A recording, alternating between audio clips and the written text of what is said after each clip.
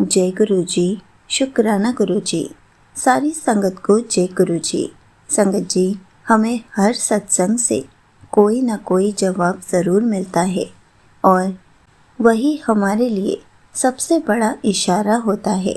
तो चलिए इसी पर एक आंटी जी का सत्संग सुनते हैं, जिसमें उन्होंने बहुत ही प्यारा मैसेज समझाया है। ये सत्संग पूरा ज़रूर सुनिएगा, आपको बहुत अच्छे आंसर्स मिलेंगे। तो चलिए आंटी जी का सत्संग सुनते हैं। जय गुरु जी। शुक्राना गुरु जी। सारी संगत को जय गुरु जी। आज बहुत ज़्यादा मन अजीब सा लग रहा है, पता नहीं क्यों। बेचैनी हो रही है, घबराहट हो रही है। एक अरदास थी जो गुरु पास से बहुत टाइम पहले लगाई थी संगत जी, आज उस चीज़ का रिज़ल्ट आया और वो चीज़ पूरी नहीं हो पाई जिस चीज़ की अरदास की थी। लेकिन पता नहीं क्यों अभी भी मन में कहीं ना कहीं एक होप है, शायद गुरु पा कुछ कर दें। एक्चुअली मेरे हस्बैंड ने एक एग्ज़ाम दिया था, वो मेडिकल फील्ड में है, ही इज़ अ डॉक्टर। तो अपनी MDMS की डिग्री के लिए उन्होंने एग्ज़ाम दिया था। 3-4 साल से वो ट्राई कर रहे हैं और हर बार मतलब उनको ब्रांच तो मिलती, लेकिन जो ब्रांच एक उनकी ड्रीम ब्रांच है, जो ब्रांच वो चाह रहे हैं, वो उन्हें नहीं मिल पा रही है। इस बार उन्होंने बहुत बहुत ज़्यादा हार्ड वर्क किया था और गुरु पा के बहुत सारे पॉजिटिव मैसेज आ रहे थे कि पुत्र अब तेरे सब्र का फल तुझे मिलने वाला है, जो अरदास तूने लगाई थी वो पूरी होने वाली है। लेकिन कल शाम उनका रिज़ल्ट आया और वो चीज़ फिर वहीं अटक गई जैसे 3 साल से अटक रही है। ब्रांच तो मिली, लेकिन उनको उनके मन की ब्रांच नहीं मिली है। कुछ नहीं समझ में आ रहा है आगे क्या करना है क्या नहीं, लाइफ कहाँ लेके जा रही है। बहुत सारी रिस्पॉन्सिबिलिटीज़ भी हैं। गुरुपा क्या कराना चाह रहे हैं, हम क्या करना चाह रहे हैं, हम खुद नहीं समझ पा रहे हैं। लगता है ना कि कभी कभी सब्र इतना बढ़ जाता है कि फिर अंदर से एक डर सा बैठ जाता है, क्या ये होगा भी कि नहीं होगा। मैं ये नहीं कह रही कि गुरुपा से कोई शिकायत है कि उन्होंने ये नहीं दिया, क्यों नहीं दिया। कुछ हमारे भी माड़े कर्म होते हैं, गुरुपा उन्हें धीरे धीरे काटते हैं। हो सकता है कि फाइनल राउंड काउंसलिंग आते आते गिरते पड़ते उनको ठीक ठाक ब्रांच उनके मन की मिल जाए, या उसके आसपास की जो ब्रांच है, जो वो टॉप ब्रांचेस वो चाहते हैं, वो उन्हें मिल जाए। सारी चीज़ें गुरुपा पे छोड़ दी हैं। गुरुपा कहते हैं ना कि पहले मैं सब्र बख्शता हूँ। पहले जब तुम सब्र करना सीख जाते हो, तुम्हारे सारे काम अपने आप बनने लगते हैं।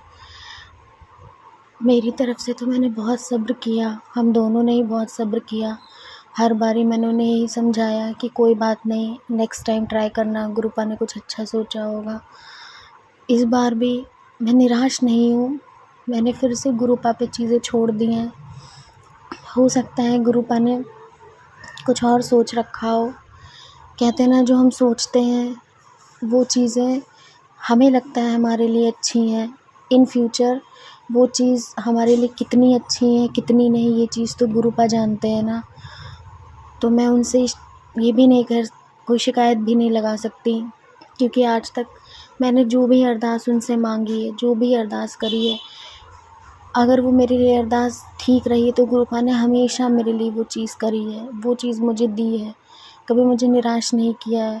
अगर इस चीज़ में समय लग रहा है तो हो सकता है कोई बहुत बड़ी चीज़ है जो गुरुपा धीरे धीरे धीरे धीरे करके हमारे माड़े कर्म काट के फिर वो चीज़ हमें देना चाह रहे हैं। ये तो उनकी लीला है, वही जान सकते हैं, हम कुछ नहीं जान सकते। लेकिन बस इतना चाहती हूँ गुरुपा, इतना सब्र बख्शना मुझे कि मेरा विश्वास आप पर से डगमगाए ना। जिनको भी मैं मानती हूँ, भोले बाबा आप तो भोले बाबा का ही रूप हो।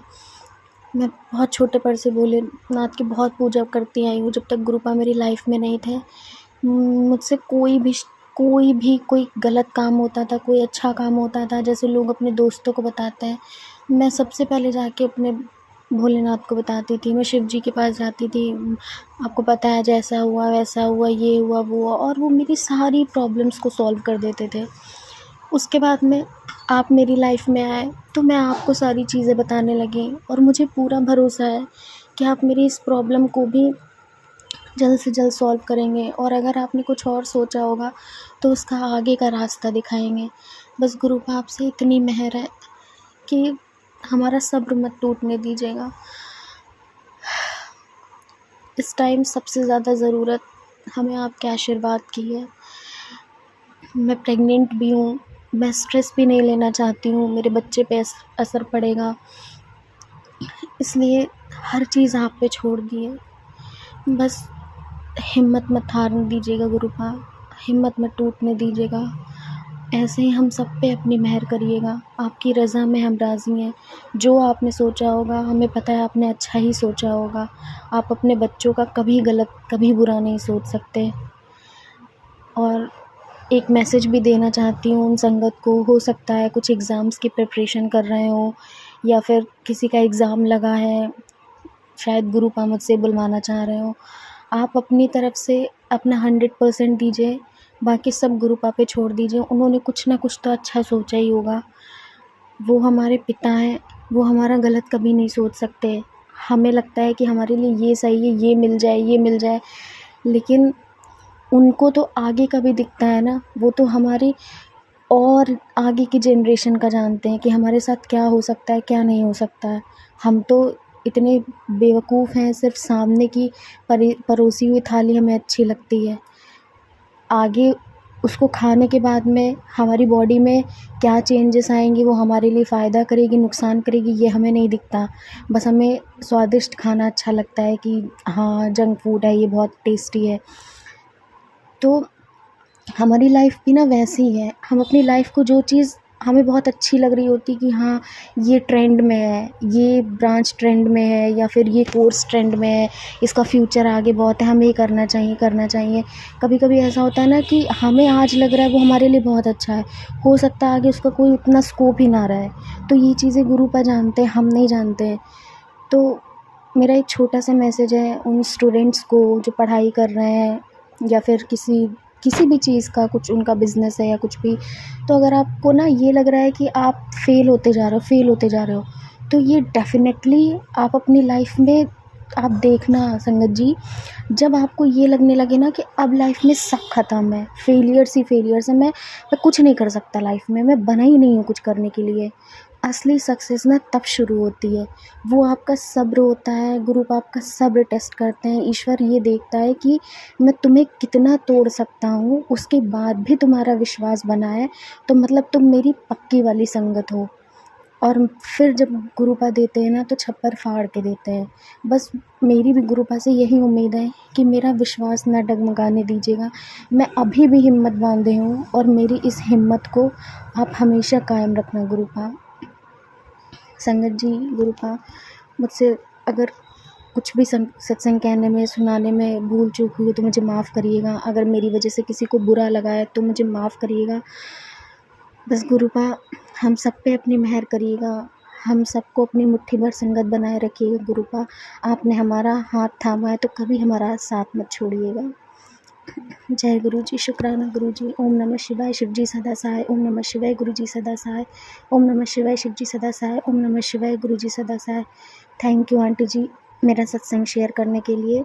आपको भी गुरु पर खूब सारी ब्लेसिंग्स थे। जय गुरु जी, शुक्राना Guru ji. Thank you so much aunty ji, आपने अपना सत्संग पूरे गुरु परिवार के साथ शेयर किया। संगत जी, आपको पता है हर किसी का कोई ना कोई तो इम्तिहान होता ही रहता है। कभी हमारे कॉलेज का होता है, कभी बच्चों का स्कूल में होता है, बड़ों का ऑफिस में होता है, या फिर हम लोगों का हर सफ़र में कोई ना कोई इम्तिहान होता है। लेकिन उसमें हम तभी पास होंगे जब हम सब्र करना सीख जाएंगे। गुरु जी पर अटूट विश्वास करेंगे। अगर ये 2 चीज़ें हम बहुत अच्छे से करेंगे तो गुरु जी सब कुछ हमारे हक में कर देंगे। संगत जी, हमें शिकायतें नहीं करनी है, हमें शुक्राना करना है। अगर कोई टेस्ट हमारा पास नहीं हुआ उसका भी हमें शुक्राना ही करना है। क्या पता वो हमारे लिए भला ही ना हो। इसलिए गुरु जी जो भी करते हैं हमारे भले के लिए ही करते हैं। तो कभी भी शिकायतें ना कीजिए, हमेशा गुरु जी का शुक्राना कीजिए। जो आपने दिया उसका भी शुक्राना, जो नहीं दिया उसका भी शुक्राना। उसके बाद देखिए जो हमें नहीं मिला वो भी हमें हमारे हक में मिल जाएगा। संगत जी, अगर सब कुछ हमें आसानी से मिल जाएगा तो फिर गुरु जी को कौन ही याद कर पाएगा। लेकिन हमें थोड़ा सा सब्र करना होगा, गुरु जी पर अटूट विश्वास करना होगा, उनसे अपना कनेक्शन स्ट्रॉन्ग करना होगा। जय गुरु जी, शुक्राना गुरु जी।